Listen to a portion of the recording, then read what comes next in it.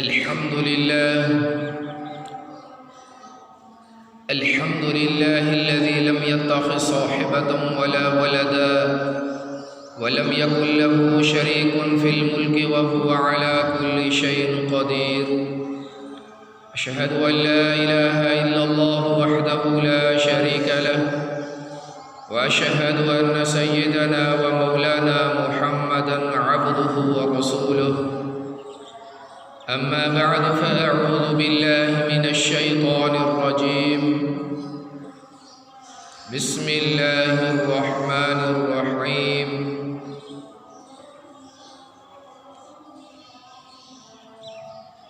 القارعة ما القارعة وما أدراك ما القارعة. يوم يكون الناس كالفراش المبثوث وتكون الجبال كالعهن المنفوش.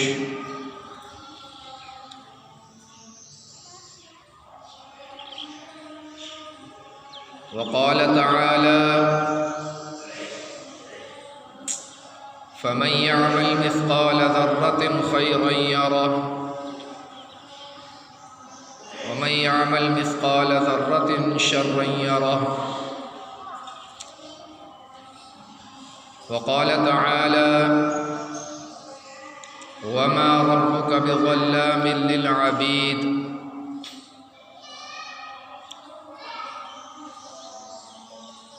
عن النبي صلى الله تعالى عليه وسلم: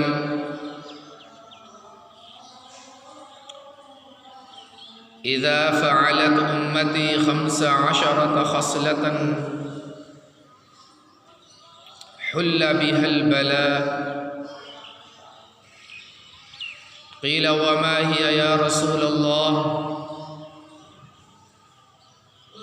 فقال: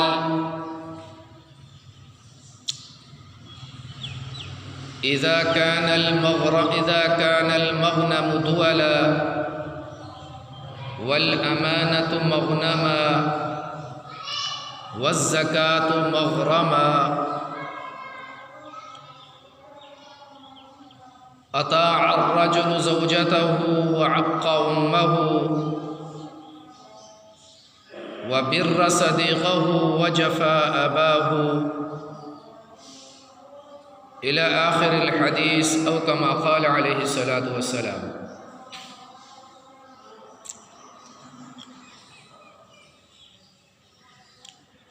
اللہ تبارک و تعالی نے اپنے محبوب محمد صلی اللہ علیہ وسلم کو قیامت تک کے احوال کے بارے میں جو ضرورت کی بنیاد پہ امت کے لیے ضروری تھا علم، وہ اللہ نے اپنے نبی کو دیا اور امت کی طرف پہنچایا. قیامت سے پہلے کے آنے والے احوال کہ قیامت کیسے قائم ہوگی، کب آئے گی، عذابات کی شکل میں، یا اللہ کو غصہ کس وقت آتا ہے، حالات کس وقت تبدیل ہوتے ہیں، اللہ کا قانون کس وقت حرکت میں آتا ہے، شکلیں کب مسخ ہوتی ہیں، زمین کے اندر کب دھنسایا جائے گا، سرخ آندھیاں کب چلیں گی، یہ میرے محبوب نے اپنی امت کو بتایا ہے.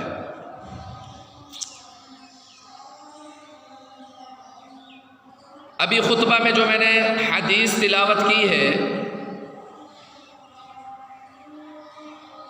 کہ اللہ کے نبی صلی اللہ علیہ وسلم نے فرمایا، جس کا مفہوم ہے کہ جب میری امت کے اندر 15 چیزیں آ جائیں گی،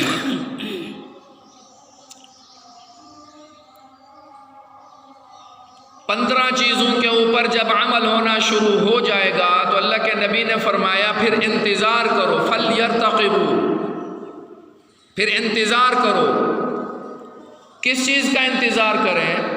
ریحن حمرا و خسفن و مسخن، پھر سرخ آندھی کے چلنے کا انتظار کرو، پھر زمین میں دھنس جانے کا انتظار کرو، پھر شکلوں کے تبدیل ہو جانے کا انتظار کرو۔ 15 چیزیں فرمایا کہ سب سے پہلی چیز اذا كان المغنم دولا، کہ جب مال غنیمت کو اپنی پراپرٹی سمجھا جائے گا۔ مال غنیمت کے اندر مسلمانوں کا بھی حق ہوتا ہے، مال غنیمت جب اپنی پراپرٹی سمجھی جائے گی، ذاتی مال سمجھا جائے گا۔ والامانۃ مغنما، دوسری چیز جب کوئی کسی کے پاس امانت رکھے گا وہ سمجھے گا کہ بلے بلے ہو گئی۔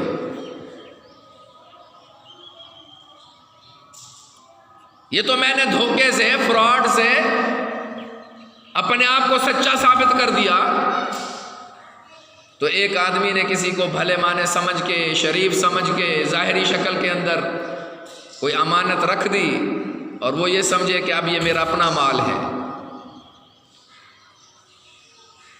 تیسری چیز والزکاۃ مغرما، جب زکوٰۃ کو جرمانہ سمجھا جائے گا، بوجھ سمجھا جائے گا، ٹیکس سمجھا جائے گا۔ اور چوتھی چیز وَأَطَاعَ الرَّجُلُ زَوْجَتَهُ، ماں کے حق کو کھا جائے گا۔ ہر ایک چیز کے اندر بیوی، ماں 2 روٹیوں کے لیے ترس رہی ہے، ماں کپڑے کے لیے ترس رہی ہے، ماں ٹھنڈی چھاؤں کے لیے ترس رہی ہے، اور اس کے پاس 2 بول ایسے نہیں ہیں کہ محبت بھرے بول دیے جائیں۔ جو بیوی کہے وہ چاہے شریعت کے مطابق ہے یا نہیں ہے، اس پہ میرے نبی کا حکم ہے یا نہیں ہے، 100% اپنی بیوی کا نوکر بن گیا، اپنی بیوی کا غلام بن گیا، اپنی بیوی کے کہنے پہ چل پڑا۔ یہ نہ دیکھا کہ جو بیوی کہہ رہی ہے میرا محمد کا حکم اس میں ہے کہ نہیں ہے، میرے اللہ کا اس میں حکم ہے کہ نہیں ہے۔ اطاع الرجل زوجته، اندھوں کی طرح بیوی کی تقلید کی، من عن، جیسے وہ کہے ویسے کرنا ہے، اسلام کو چھوڑ دینا ہے، رواج کو پکڑنا ہے۔ وعق امہ، اور اگر ماں شریعت کی حدود کے اندر بھی رہ کر اپنے حق کو مانگے، عق امہ، تو صاف طور پہ ماں کو کاٹ دیتا ہے، صاف طور پہ ماں سے رشتے ناطے کو توڑ دیتا ہے۔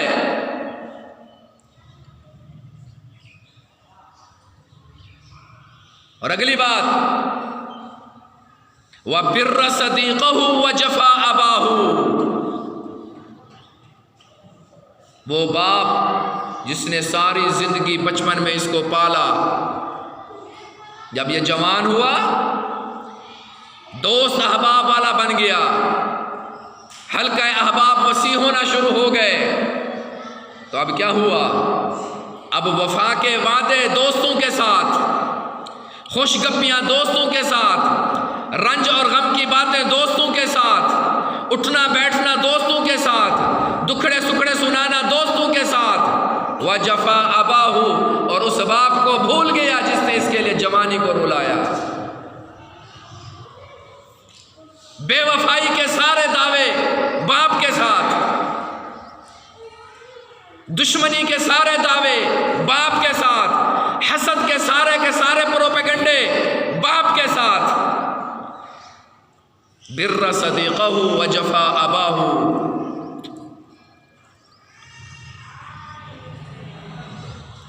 تو جب یہ بات ہونے لگے گی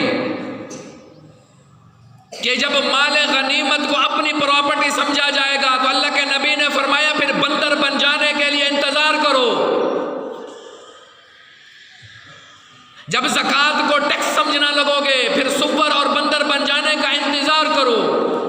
جب باپ وہاں ایک کونے میں بیٹھ کے رو رہا ہو، جب ماں ایک کونے میں بیٹھ کے رو رہی ہو اور تیرے پاس 2 روٹیاں کھلانے کے لیے بھی تیرے پاس وقت نہ ہو، بلکہ 2 روٹیوں کو چھوڑو، تیرے پاس اچھی بات کرنے کو، خوبصورت بات کرنے کو، پیار بھری بات کرنے کو، لطف والی بات کرنے کو، رحم و کرم والا معاملہ پیش آنے کو بھی تیرے پاس ٹائم نہ ہو، پھر فرمایا کہ سور اور بندر بن جانے کا انتظار کرو، زندہ زمین کے اندر نیچے دفن ہو جانے کا انتظار کرو، پھر طوفانوں اور آندھیوں کے آنے کا انتظار کرو.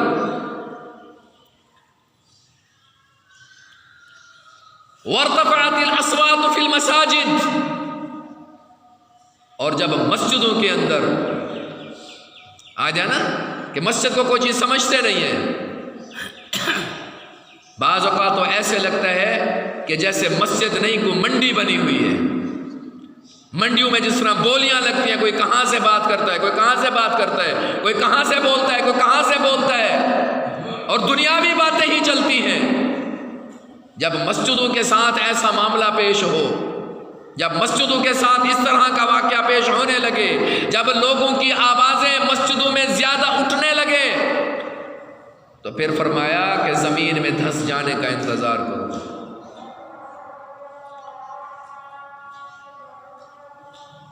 وشربت الخمور ولبس الحریر واتخذت القیان والمعازف، یہ 15 چیزیں ہیں جو میرے محبوب نے بتایا ہے. جب شراب پانی کی طرح بہنے لگے، پانی کی طرح پیا جانے لگے، اور ریشم عام ہو جائے، اور گانے بجانے والوں کی عزتیں ہونے لگے، گانے باجے کے سامان آلات سے مزین ہونے لگو. فَلْيَرْتَقِبُوا، آج جو ہمارے اوپر حالات ہیں، ابھی پچھلے دنوں سعودی عرب کے اندر مکمل طور پہ، مکہ میں مکمل طور پہ سرخ آندھیاں چل رہی ہیں. کیا ہے یہ؟ ایسی بے حسی، بجائے اس کے اللہ کے نبی صلی اللہ علیہ وسلم کے زمانہ میں تھوڑی سی ہوا تیز ہو جاتی تو مسجدوں کی طرف رخ کرتے. آج ایسی دل کی سختی آ پڑی کہ جب اس طرح کی انہونی باتیں ہونا شروع ہو جاتی ہیں، ہم فوراً جیب سے موبائل نکالتے ہیں اور اس کو ویڈیو نکالنا شروع کر دیتے ہیں. توبہ کی طرف دھیان ہی نہیں جاتا، مسجد کی طرف تو رخ ہونا دور کی بات ہے، وہاں پر بھی اللہ یاد نہیں آتا، موبائل نکال کے ویڈیو کا بنانا شروع کر دیتے ہیں.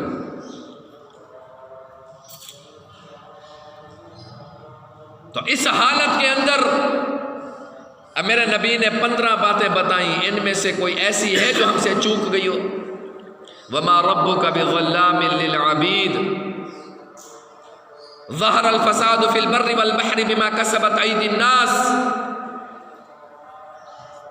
کہ جو کچھ آج دھرتی پہ حکم کے اعتبار سے اتر رہا ہے وہ صرف اور صرف میرے اپنے ہاتھوں کی کمائی ہے. میرا رب کسی کے اوپر ظلم نہیں کرتا، جو بویا ہے وہ کاٹو گے، جو عمل کیا ہے اسی کا اجر ملے گا. یہ نہیں ہو سکتا کہ یہاں میرے نیک اعمال ہوں. اور 2 باتیں اور ہیں. زعیم القوم ارذلهم واکرم الرجل مخافۃ شرہ، 2 نشانیاں اور بتائیں کہ جب ذلیل آدمی، خبیث الفطرت آدمی، گھٹیا ترین آدمی جب قوم کا وڈیرا اور سردار اور بادشاہ بن جائے اور لوگ وَأُكْرِمَ الرَّجُلُ مَخَافَةَ شَرِّهِ کہ جب کسی کے شر سے، فتنے اور فساد سے، اس کی چالاکیوں کے خوف سے، اس کی بدماشی کی وجہ سے، اس کی خباثت کی وجہ سے، یہ نہیں کہ اس کے اندر کوئی خصوصیات ہیں، نہیں، بلکہ یہ سانپ ہے، بدماش ہے، بچھو ہے، کہیں ڈس نہ لے، اس وجہ سے اس کی عزت کی جائے، اس کی شرافت کی وجہ سے نہیں۔ آج ہم دیکھ لیں، اپنے اچ شریف شہر میں دیکھ لیں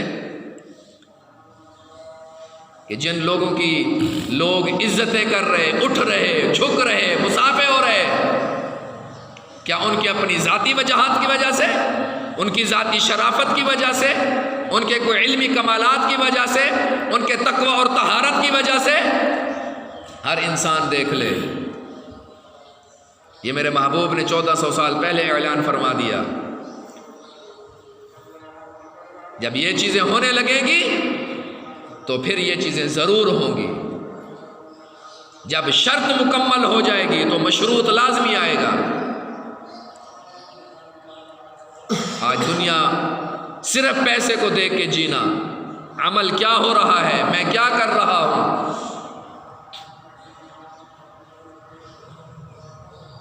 ہزار آدمیوں میں سے اگر ایک آدمی 100% ٹھیک چل رہا ہے تو اس کے اعمال جب رب کا قانون حرکت میں آئے گا، جب رب کی طرف سے کوئی حکم آئے گا تو یہ ایک آدمی بھی اسی کے اندر رگڑا جائے گا۔